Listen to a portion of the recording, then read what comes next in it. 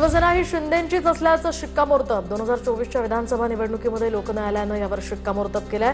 Supreme कोर्टही हाच निर्णय देणार, मुख्यमंत्री फडणवीसांकडून विश्वास व्यक्त। बाळासाहेबांची शिवसेना ही उद्धव ठाकरेंचीच, तर काल आज आणि उद्या शिवसेना ही उद्धव ठाकरेंचीच, सुप्रिया सुळेंची प्रतिक्रिया। शिवाय पवारांकडूनही राष्ट्रवादी चुकीच्या पद्धतीने काढून घेतली, निवडणूक आयोगाकडून राष्ट्रवादीवर सुद्धा अन्याय, सुप्रिया सुळेंचा आरोप।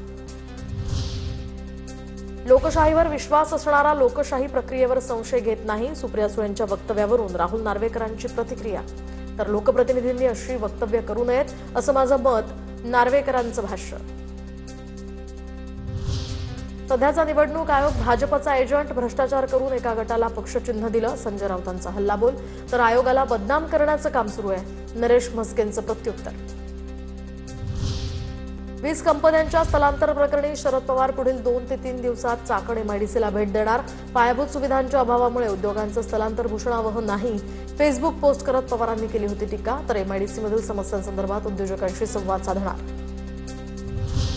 चाकणमधील बंद होणाऱ्या 76% कंपन्या या डिफंक्ट होत्या। दरम्यान या कंपन्यांची नोंदणी झाली, पण त्या सुरू झाल्या नाहीत। 20 कंपन्यांच्या स्थलांतरावर फडणवीसांचं पवारांना उत्तर। तर पायाभूत सुविधांच्या अभावामुळे उद्योगांचं स्थलांतर भूषणावह नाही, अशी पोस्ट फेसबुकवर पवारांनी केली होती। राजकीय उद्योग सोडून सावंतांनी उद्योजकांकडे लक्ष द्यावं, एमआयडीसीमध्ये मोठा भ्रष्टाचार सुरू, उद्योजकांच्या समस्येवरून रोहित पवारांची टीका। तर आज चाकण एमआयडीसीला त्यांनी भेट दिली आहे।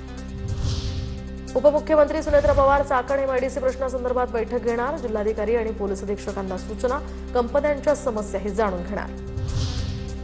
उद्योग खात्यामध्ये सर्वात जास्त भ्रष्टाचार, संजय राऊतांचा आरोप। दरम्यान पायाभूत सुविधांमुळे कंपन्या बंद होत असतील तर त्याची जबाबदारी मुख्यमंत्र्यांची, राऊतांची टीका।